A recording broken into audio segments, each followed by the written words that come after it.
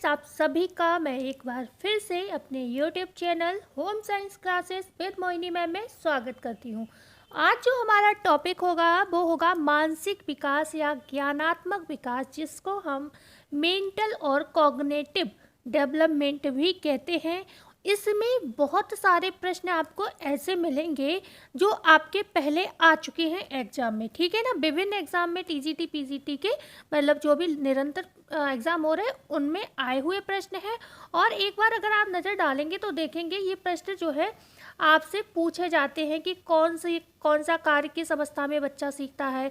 कभी कभी एज पूछ ली जाती है, तो देखिए बहुत सारे एज फैक्टर भी प्रश्न में लाई हूँ कि 2 माह में, 3 माह में, 6 माह में, 2 साल में, 3 साल में, 5 से 6 वर्ष की अवस्था में कब क्या करता है कोई भी बच्चा। तो ऐसे बहुत सारे आपसे प्रश्न पूछे जाते हैं।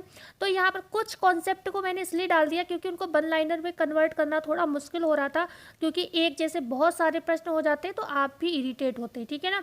तो उसको जल्दी से पढ़ लेंगे और बकाया हम प्रश्न करेंगे वन लाइनर। और यहाँ से प्रश्न सच में आते हैं, बस मैं ये नहीं कहूँगी बहुत आते हैं, पर मैं ये भी नहीं कहूँगी एग्जाम में देखो हर टॉपिक से एक दो ही प्रश्न आता है, ठीक है ना। तो एक ही टॉपिक, एक प्रश्न हमारे लिए महत्वपूर्ण है, कोई भी टॉपिक स्किप नहीं कर सकते। तो प्रश्न बन क्या है, और ज़रूर एक बार ज़रूर सभी लोग शेयर कर दें प्लीज़ प्लीज़ प्लीज़, और लाइक ज़रूर करें। आप लोग लाइक तक नहीं करते हैं और चैनल पर नए आए तो प्लीज़ सब्सक्राइब करिए, हमें सपोर्ट करिए आप लोग, ठीक है ना।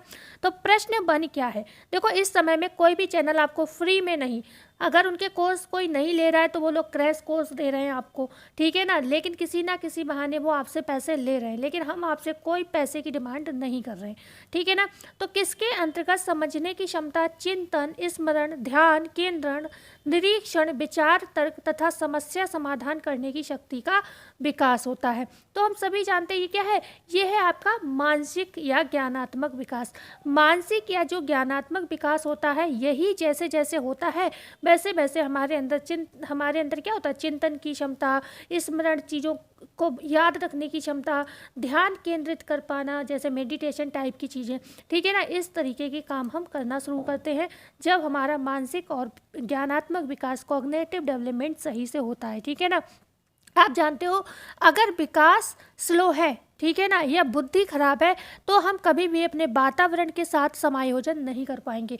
तो इसलिए मानसिक विकास ये एक ऐसा स्रोत है जिससे हम अपने वातावरण के साथ समायोजन करना सीखते हैं। मानसिक विकास किस प्रकार की प्रक्रिया है आपसे पूछा जाएगा। आप कहोगे ये सतत एवं एक जटिल प्रक्रिया है, ठीक है ना। कैसी है, जटिल प्रक्रिया। प्रश्न है तीसरा, मानसिक विकास का केंद्र बिंदु क्या होता है। तो मानसिक विकास का केंद्र बिंदु बुद्धि होती है, इंटेलिजेंस होती है। ओके, आगे हम बात करते हैं। अब आपसे प्रश्न पूछा जाएगा कि मनोवैज्ञानिक ने मानसिक विकास के कितने पक्ष बताए हैं, या आपको कोड में दे दिया, या फिर आपको 3 ऑप्शन सही दे दिए, एक गलत दे दिया, या फिर आपको 3 ऑप्शन सही दे दिए, चौथा उपर्युक्त सभी दे दिया। तो आपको ये पता होनी चाहिए, और ये ऐसे ही पूछे जाते हैं, इनके अंदर से ज़्यादा कुछ नहीं पूछा जाता। यही पूछा जाता है कि मनोवैज्ञानिकों ने मानसिक विकास के कौन कौन से पक्ष बताए हैं। तो आप क्या कहोगे, संवेदनाएं जिसे हम सेंशन कहते हैं, ठीक है, सेंसेशन कहते हैं, ठीक है, चिंतन करना, निरीक्षण करना, ओके, ऑब्जर्वेशन करना, प्रत्यक्षीकरण किसी चीज़ का परसेप्शन करना, ध्यान, अटेंशन, स्मरण तथा विस्मरण की जो शक्ति होती है उसका विकास होता है। कल्पना भी एक कहीं ना कहीं मानसिक विकास का पक्ष है, कल्पना करना, ठीक है ना। एक प्रश्न पूछा जाता है कल्पना शक्ति का विकास किस अवस्था में होता है। तो 5 से 6 वर्ष की अवस्था में, या 4 से 6 वर्ष की अवस्था में, ये 2 ऑप्शन माने जाते हैं। कल्पना शक्ति विकसित होती है बच्चे की, ठीक है। और आया हुआ प्रश्न है ये वाला, इंपॉर्टेंट है, आ चुका है, ओके। तो जब ये आ चुका है तो क्या ये सब आ नहीं सकते, और ये वाले भी आए हुए हैं, ये नहीं कि ये प्रश्न आए नहीं है, ठीक है, लेकिन ये स्पेशली ईयर पूछा गया है इसका। चिंतन, निर्णय लेने की क्षमता जो होती है, बुद्धि होती है, तर्क करना, ठीक है। तर्क करना कब सीखता है बच्चा, किशोरावस्था में तर्क करना खूब अच्छे से सीख जाता है, ठीक है ना। और यहाँ पर लर्निंग के माध्यम से भी मानसिक विकास होता है। और भाषा तो पहला ही शब्द है जो मानसिक विकास को प्रेरित करता है। बच्चा रोता है, वहीं से क्या होता है, कहते हैं वहीं से भाषा की शुरुआत हो जाती, रोता है ना, वहीं से। कल मैंने बताया था भाषा विकास, आई थिंक कल या परसों वाली क्लास में हुआ था, ठीक है ना। देखिएगा वो वीडियो। तो भाषा का जो विकास होता है वो शुरुआत होती है, बच्चा पहले रोता है, रोता है उसके बाद क्या होता है, वो धीरे धीरे महसूस करता है कि जब मैं रोता हूँ तो लोग मेरे पास आ जाते हैं, मेरी मम्मी तुरंत भाग के आ जाती हैं, मुझे दूध देती हैं, मैं गीला होता हूँ तो मेरी नैपी चेंज कर देती हैं। तो वहीं से वो सोचना समझना शुरू कर देता है, ठीक है ना। धीरे धीरे उन्हीं शब्दों को, जो जो चीज़ें माता पिता लाते हैं उनके पास, वो देखता है, उन्हें बोलना शुरू कर देता है, ठीक है ना। तो ये सारे क्या है, मनोवैज्ञानिक ने भाषा मानसिक विकास के पक्ष बताए हैं कि जैसे जैसे ये विकसित होंगे वैसे वैसे ही मानसिक विकास भी तेजी से होता रहेगा, ठीक है ना।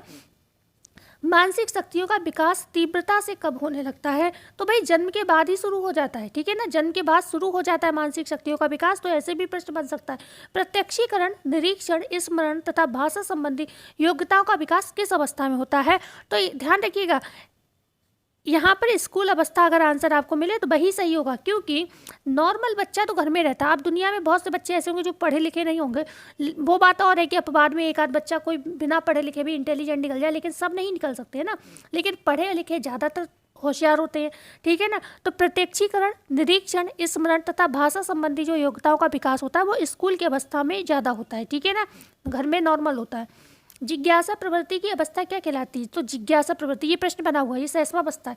जिज्ञासा प्रवृत्ति की अवस्था सहस्वावस्था कहलाती है। अनुकरण की अवस्था भी सहस्वावस्था कहलाती है। ये प्रश्न बने हुए, अनुकरण की अवस्था तो आपका 2021 में ही पूछा गया है ना।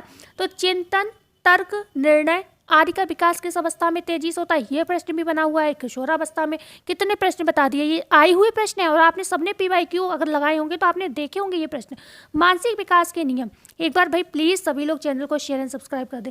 मानसिक विकास के नियम पूछे जाते हैं, कौन कौन से, तो क्या ये नहीं पूछा गया क्रमिक विकास का नियम, क्योंकि जो भी विकास होते हैं बच्चों में वो एक क्रम में होते हैं, ठीक है ना। अभिव्यक्ति का नियम, जब बच्चा अपनी बात को कहना समझना शुरू करता है, हम उसे अभिव्यक्ति का मौका देते हैं तो उसका मानसिक विकास और तेजी से होता है। सूक्ष्मता का नियम, बच्चा पहले क्या होता है, बड़ी बड़ी चीज़ों को देखता है, फिर वो छोटी छोटी चीज़ों पर जो होता है मतलब अध्ययन करना शुरू कर देता है ना। तो सूक्ष्म से जो आपका विकास होता है कैसे, जटिल की ओर जाता हो, ठीक है ना। तो प्रत्यय का नियम, प्रत्यय क्या होता है, प्रत्यय जो होता है कि कोई भी चीज़ को देखकर बच्चा उस पर क्या करने लगता है, विचार विमर्श करने लगता है, सोचने लगता है, समझने लगता है, जो चीज़ उसे दिख रही है, ठीक है ना, उस पर उससे संबंधित ही वो अपना कॉन्सेप्ट बनाने लगता है। समन्वयीकरण, मतलब कोई भी चीज़ देखा, ठीक है ना, जैसे दूध की बोतल से, दूध की बोतल जब भी उसकी मम्मी लेके आती है वो सुनता है, समझता है कि अच्छा ये दूध की बोतल है। मम्मी जब भी लाती है तो कहती है बेटा बूबू पिएगा, तो ये दूध की बोतल है, वो समन्वयीकरण कर रहा है कि ये बोतल है, इसमें दूध है, उसे पिएगा तो उसका पेट भरेगा। तो ये बहुत सारी चीज़ें समन्वयीकरण। एक समय बाद बच्चा खुद अगर सामने बोतल रखी है, वो नहीं बोल पाता है तो वो दूध की बोतल उठा के मम्मी को देने लगता है कि हमें बूबू चाहिए, दूधू चाहिए। तो वो क्या है, वो समन्वयीकरण, वो समझने लगा है कहीं ना कहीं कि हाँ ये जो माध्यम है हमारे पेट भरने का, ठीक है ना। चेतन व अचेतन का नियम, चेतन वह चीज़ जो उसे दिख रही है, ठीक है, अचेतन जो उसके मन में है। बहुत सी चीज़ें शुरुआत में बच्चा देखता है तो वो अपने मन में विचार विमर्श नहीं करता, भाई छोटा है, अभी देख रहा है सब चीज़ों को, ध्यान से देखता है। छोटा बच्चा भी 3 महीने में बच्चा पंखे को खूब गौर से देखता है ना। 2 सप्ताह का बच्चा लाइट को खूब गौर से देखता है। तो उस समय वो बहुत ज़्यादा अचेतन, बहुत ज़्यादा मतलब अचेतन मन से नहीं सोचता, उसे बस दिख रहा है वो चीज़, वो सिर्फ देख रहा है। हाँ ये बात और है कि ये शुरुआत हो जाती है, यहीं से ध्यान केंद्रित करने की शुरुआत हो जाती है। लेकिन जब उसे कोई भी चीज़ दिखाया, जैसे कि कुत्ता दिखाया, तो कुत्ता क्या है, चेतन, उसने देखा है बस भाई ये डॉगी है, लेकिन उसने बाद में कुत्ते मतलब बाद में क्या है, खरगोश को देखा, ठीक है ना, खरगोश को देखा या बिल्ली को देखा, उसके भी 4 टांगे हैं, ओके। लेकिन मतलब इतना समझदार हो गया है कि वो कुत्ते में और खरगोश में अपने आप ही ये समझ जाए कि बेशक उसे नाम नहीं पता, लेकिन ये समझ जाए कि ये कुत्ता तो नहीं है कुत्ते की तरह 4 पैर इसके भी, लेकिन कुत्ता तो नहीं, ये अचेतन मन है। मतलब पता तो उसे कुत्ता था, लेकिन उसने सोच उसके बेशक उसको नाम नहीं पता ये खरगोश है, लेकिन उसे ये पता है पर ये कुत्ता भी नहीं है, ठीक है ना।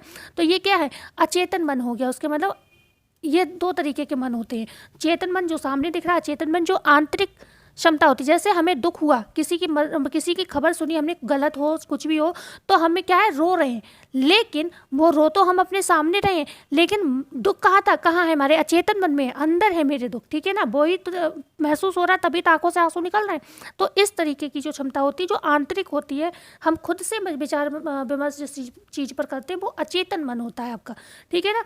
मानसिक विकास किस ओर होता है, तो स्थूल से सूक्ष्म की ओर होता है, ठीक है, स्थूल से सूक्ष्म की ओर। अभी वो मुझे वर्ड याद नहीं आ रहा था, स्थूल से सूक्ष्म की ओर। कोई भी चीज़ है जो आपको दिख रही है, इस हिसाब से ऐसे आप सोच सकते हो कि जो चीज़ आपके पास है आप उस पर पहले विचार करना शुरू करते हो, फिर आप उसकी बारीकी को खुद समझने लगते हो, ठीक है ना। तो वो होता है स्थूल से सूक्ष्म की ओर। ओके, जैसे पहले हम क्या है उसे सिर्फ टेबल रटाते हैं, पहले हम इसे क्या है अक्षर ज्ञान कराते हैं, फिर हम उनके शब्द, उनकी संज्ञा, सर्वनाम सब कुछ पढ़ाते हैं, ऐसे ही मैथ्स में फॉर्मूले वगैरह बताते हैं, तो वो क्या फिर सूक्ष्म ज्ञान हो जाता है।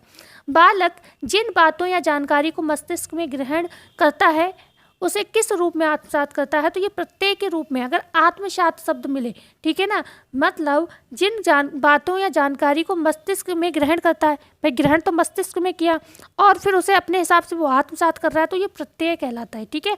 प्रत्यय के रूप में चीज़ों को आत्मसात करता है बच्चा, ठीक है ना।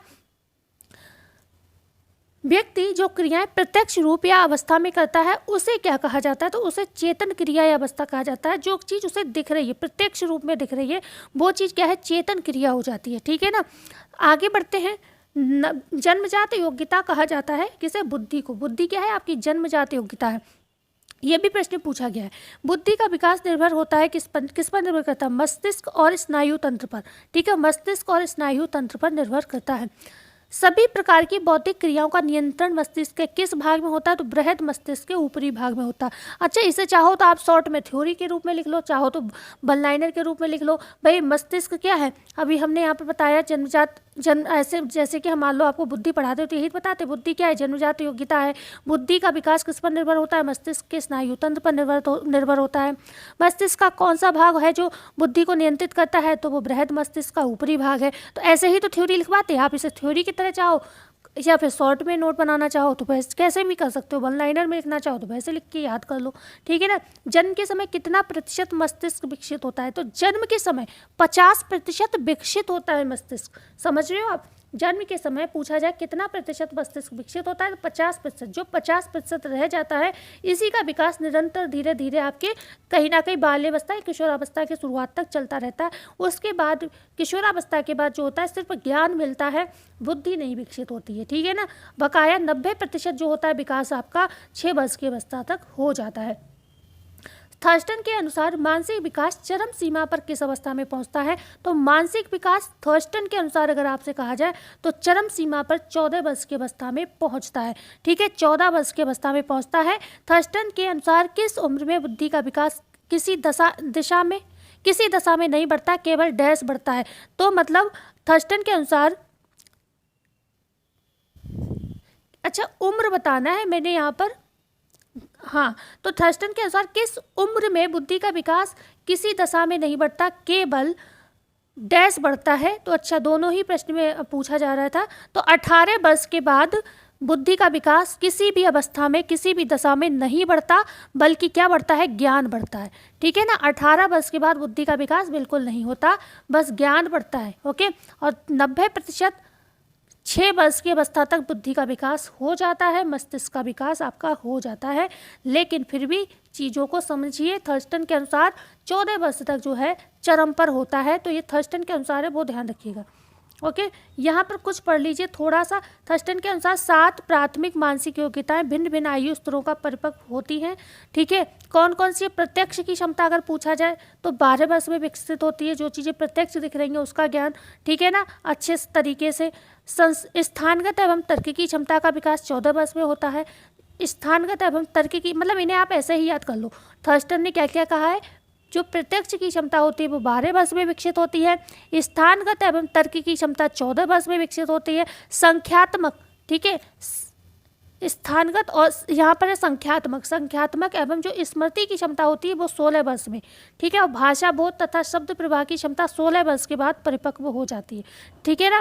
तो ये आप थर्स्टन के अनुसार चीज़ें हमें इंपॉर्टेंट लगी, मैं ले आई हूँ, आप चाहो तो इन्हें याद कर लो, नहीं तो जो मैं बता रही हूँ बस ये जो मैंने क्वेश्चन बना रखे इन्हें पढ़ लो।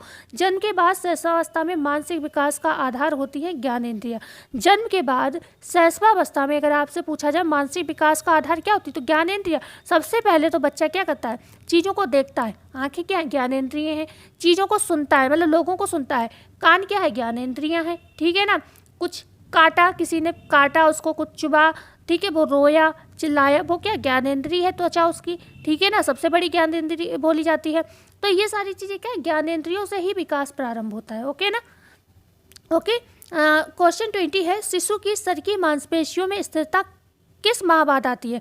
तो शिशु की जो मांसपेशियां होती हैं उनमें स्थिरता 2 माह बाद आती है। जो सिर होता है, आप जानते हो हम लोग बच्चों को लेते हैं तो उसके गर्दन में हाथ लगा लेते हैं, शिशु को जब गोद लेते हैं तो गर्दन में हाथ लगा लेते हैं, क्योंकि मांसपेशी कैसी होती है, स्थिर नहीं हो पाती है। जैसे ही आप छोड़ोगे वो बच्चे की गर्दन लटक जाएगी और उससे कुछ भी अनहोनी हो सकती है।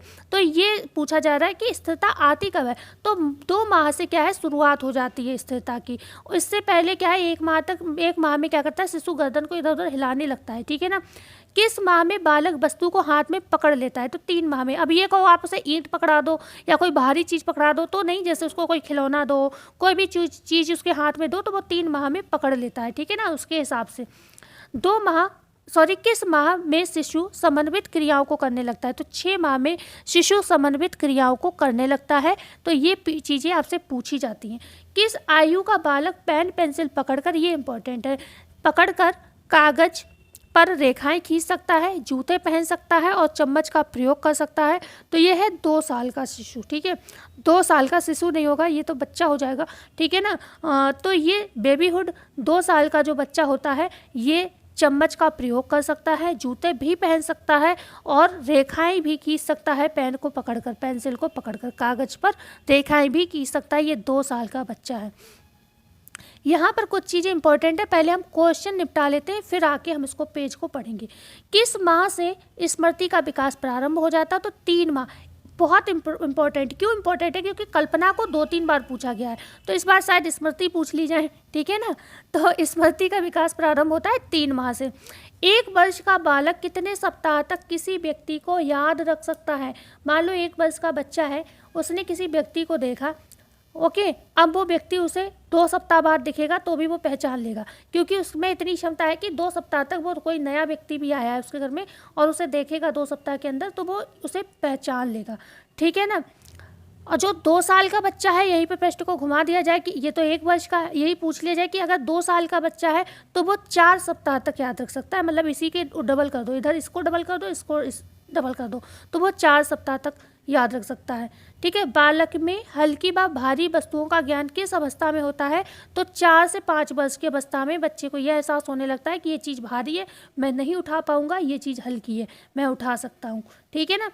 क्वेश्चन है 27, बच्चों में काल्पनिक खेलों का विकास किस अवस्था में होता है? तो बच्चों में काल्पनिक खेल, ये प्रश्न भी पूछा गया है, काल्पनिक खेल के विषय में पूछा गया है, 5 से 6 वर्ष की अवस्था में होता है। प्रत्यय कितने प्रकार के होते हैं? प्रत्यय आपके 2 प्रकार के होते हैं, समय, स्थान, आकार तथा साहस का बोध कराने वाले प्रत्यय अमूर्त प्रत्यय कहलाते हैं, ठीक है ना। समय हो गया, स्थान हो गया, आकार हो गया, साहस हो गया, इन चीज़ों का बच्चा जब स्वयं बोध करने लगता है, ठीक है ना, समय के महत्व को समझने लगता है, स्थान के महत्व को, आकार को समझने लगता है, साहस क्या चीज़ है उसको समझने लगता है, जीवन मृत्यु क्या है उसको समझने लगता है, तो ये अमूर्त होता है, ठीक है ना। ओके, और मूर्त जो प्रत्यय होता है वो वह चीज़ जो हमें सामने दिख रही है, जो चीज़ सामने हमें दिख रही है वो मूर्त होता है, ओके ना। और यहाँ पर डीपली नॉलेज है कि भाई माप क्या है, भार क्या है, आकार क्या है, ठीक है, तो उस पर वो खुद समझने, तर्क वगैरह करने लगा है, तो वो अमूर्त ज्ञान हो गया। 30 क्वेश्चन क्या है? मानसिक विकास को प्रभावित करने वाले तत्व, ये भी पूछेगा, ये इंपॉर्टेंट है, ये मजाक नहीं है कि मैं अपनी क्लास लाई हूँ तो मैं आपको कुछ भी बता रही हूँ, ठीक है ना, ये भी इम्पॉर्टेंट है, ओके, ये भी इम्पॉर्टेंट है, इसको भी ध्यान रखिएगा। जैसे कि आपसे पूछा भी गया है, थोड़ा दिमाग पर जोर डालिए और देखिए PYQ में प्रश्न आए हैं नहीं आए। मानसिक विकास को प्रभावित करने वाले तत्व क्या है? परिपक्वता, मस्तिष्क में भाई मैच्योरिटी भी प्रभावित करती है, मस्तिष्क में कोई विकार है, कोई डिसऑर्डर है, तब भी आपका विकास जो है, मेंटल डेवलपमेंट कहीं ना कहीं इफेक्टेड होगा, उस पर इफेक्ट पड़ेगा। ज्ञानेंद्रिय दोष है, इंद्रिय दोष है कोई, भाई आपके सेंसर और सेंसरी जो ऑर्गन है वही सही से काम नहीं कर रहे हैं, आपको टेस्ट नहीं फील हो रहा है किसी चीज़ का, आपकी आंखों से दिख नहीं रहा सही से, आपको चीज़ें सुनाई नहीं दे रहा है, तो भी मानसिक विकास प्रभावित होगा। आनुवंशिकता, हमारे पेरेंट्स में कोई प्रॉब्लम है, ठीक है ना, हमारे पेरेंट्स के पेरेंट्स में कोई प्रॉब्लम थी तो फिर भी उनका भी मानसिक विकास हमारा मानसिक विकास मैच कर सकता है, मतलब आनुवंशिकता भी प्रभावित करेगी। शारीरिक स्वास्थ्य एवं रोग और चोट, ये एक बार प्रश्न पूछा गया कि मानसिक विकास को कौन सा तत्व प्रभावित नहीं करेगा, तो आंसर दिया था जिसमें इसको सही माना गया था कि शारीरिक स्वास्थ्य, रोग व चोट।